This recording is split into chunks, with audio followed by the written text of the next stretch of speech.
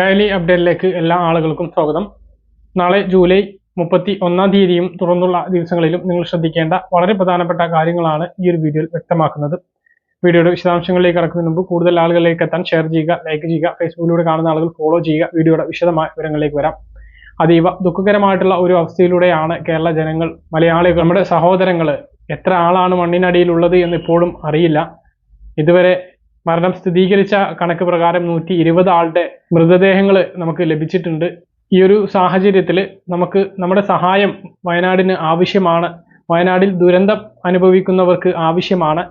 ഇതിനു വേണ്ടിയിട്ട് നമ്മളാൽ കഴിയുന്ന സഹായങ്ങൾ ചെയ്യാൻ വേണ്ടിയിട്ട് ജില്ലാ കലക്ടർ അഭ്യർത്ഥിച്ചിട്ടുണ്ട്.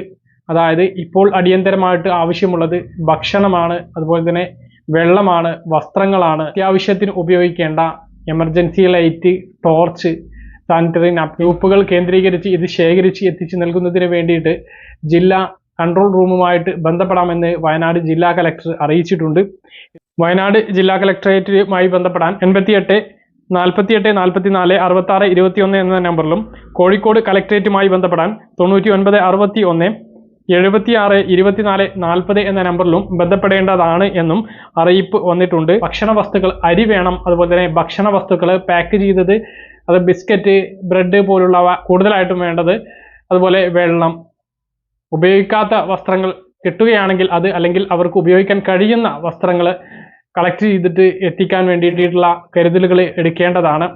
എന്നാൽ ഇപ്പോൾ വ്യാപകമായിട്ട് സോഷ്യൽ മീഡിയകളിലൂടെ, പ്രത്യേകിച്ച് വാട്സപ്പിലൂടെ വ്യാജമായിട്ടുള്ള സന്ദേശങ്ങളും പ്രചരിക്കുന്നുണ്ട്.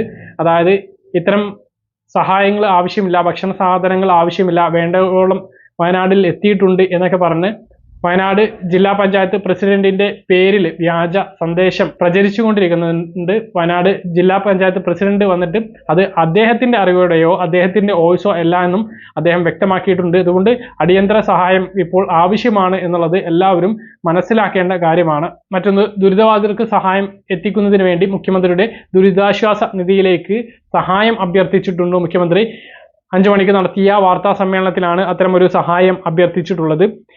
ഇതിന്റെ അക്കൗണ്ട്, മുഖ്യമന്ത്രിയുടെ ദുരിതാശ്വാസ നിധിയുടെ അക്കൗണ്ട് ഡീറ്റെയിൽസും അതുപോലെ തന്നെ QR കോഡും വീഡിയോയുടെ ഡിസ്ക്രിപ്ഷനിലും സ്ക്രീനിലും കൊടുക്കുന്നുണ്ട്.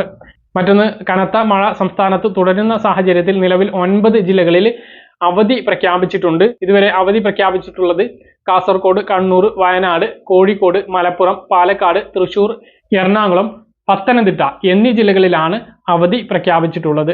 കൂടുതൽ അവധി പ്രഖ്യാപിക്കുകയാണ് എങ്കിൽ കമന്റ് ബോക്സിലൂടെ അറിയിക്കുന്നതാണ്. മറ്റൊന്ന്, ദുരന്ത സ്ഥലത്തേക്ക് ആരും പോകരുത് എന്നുള്ളത് പ്രധാനമായിട്ട് ഓർമ്മിപ്പിക്കുകയാണ്.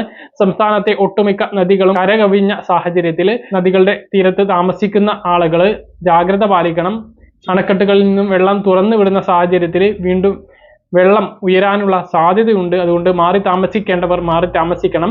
അതുപോലെ മണ്ണിടിച്ചിൽ സാധ്യതയുള്ളവർ, ഉരുൾപൊട്ടാൻ സാധ്യതയുള്ള പ്രദേശങ്ങളിലുള്ളവർ മാറി താമസിക്കേണ്ടതാണ്. അധികൃതരുടെ അറിയിപ്പ് ലഭിച്ചു കഴിഞ്ഞാൽ മാറി താമസിക്കാൻ മടി കാണിക്കരുത് എന്നുള്ളതും പ്രധാനമായിട്ട് ഓർമ്മിപ്പിക്കുകയാണ്. തീരദേശവാസികളും ജാഗ്രത പാലിക്കണം എന്ന അറിയിപ്പുണ്ട്. സംസ്ഥാനത്ത് ഇനിയൊരു ദുരന്തം നമുക്ക് താങ്ങാൻ കഴിയാത്തതിനും അപ്പുറത്തായിരിക്കും എന്നുള്ളത് എല്ലാവരും മനസ്സിലാക്കുക. ദുരിതബാധിതരെ പ്രാർത്ഥനയിൽ ഉൾപ്പെടുത്താൻ വേണ്ടിയിട്ട് ശ്രദ്ധിക്കുക. മറ്റൊരു പ്രധാനപ്പെട്ട അറിയിപ്പ്, ദുരിത ബാധിത സ്ഥലങ്ങളിലേക്കും നദീതീരങ്ങളിലേക്കും അനാവശ്യമായിട്ട് ഇറങ്ങുകയോ സന്ദർശിക്കാൻ പോവുകയോ ചെയ്യരുത് എന്ന് ദുരന്ത നിവാരണ അതോറിറ്റിയും പോലീസും മുന്നറിയിപ്പ് നൽകിയിട്ടുണ്ട്. ദുരിതബാധിത സ്ഥലങ്ങളിലേക്ക് അനാവശ്യമായിട്ട് പോകുന്ന ആളുകൾക്കെതിരെ കേസെടുക്കുമെന്നും അറിയിപ്പ് വന്നിട്ടുണ്ട്. നിങ്ങൾ ശ്രദ്ധിക്കേണ്ട മറ്റ് അറിയിപ്പുകളിലേക്ക് വന്നാൽ, സംസ്ഥാനത്ത് റേഷൻ വിതരണം ഓഗസ്റ്റ് 2-ാം തീയതി വരെ നീട്ടിയിട്ടുണ്ട്. ജൂലൈ മാസത്തെ റേഷൻ വിതരണം 31-ാം തീയതി നാളെ അവസാനിക്കേണ്ടതായിരുന്നു. അത് ജൂലൈ 2-ാം തീയതി വരെ നീട്ടിയിട്ടുണ്ട്. പിന്നെ 4, 5 തീയതികളിൽ അവധിയായിരിക്കും. ഓഗസ്റ്റ് 5 മുതലായിരിക്കും ഓഗസ്റ്റ് മാസത്തെ റേഷൻ വിതരണം ആരംഭിക്കുക എന്നും സിവിൽ സപ്ലൈസ് ഡിപ്പാർട്ട്മെന്റ് അറിയിച്ചിട്ടുണ്ട്. മറ്റൊന്ന്, സംസ്ഥാനത്ത് വിതരണം ചെയ്തുകൊണ്ടിരിക്കുന്ന ക്ഷേമ പെൻഷനിൽ കേന്ദ്ര വിഹിതം കുറവുള്ള, അതായത് 300, 500, 200 ഒക്കെ കുറവുള്ള ആളുകൾക്ക് ആ ഒരു തുക അക്കൗണ്ടിലേക്ക് എത്തി തുടങ്ങിയിട്ടുണ്ട് എന്നുള്ള വിവരങ്ങൾ ഉണ്ട്. അപ്പം അത് എത്തിയിട്ടുള്ള ആളുകൾ താഴെ ഒന്ന് കമന്റ് ആയിട്ട് അറിയിക്കാൻ മറക്കരുത്. മറ്റൊന്ന്, നിരവധി പദ്ധതികളുടെ അപേക്ഷ നാളെത്തോടു കൂടിയിട്ട് അവസാനിക്കുകയാണ്.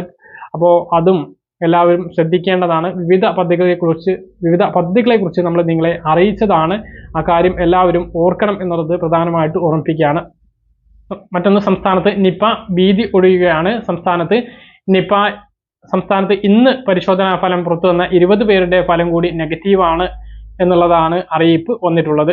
നാളെ നടത്താൻ നിശ്ചയിച്ചിരുന്ന PSC പരീക്ഷകൾ മാറ്റിവെച്ചിട്ടുണ്ട്. അതുപോലെ MG സർവകലാശാല പരീക്ഷകളും മാറ്റിവെച്ചിട്ടുണ്ട്. പുതുക്കിയ തീയതി പിന്നീട് അറിയിക്കുന്നതാണ് എന്നും അറിയിപ്പ് വന്നിട്ടുണ്ട്.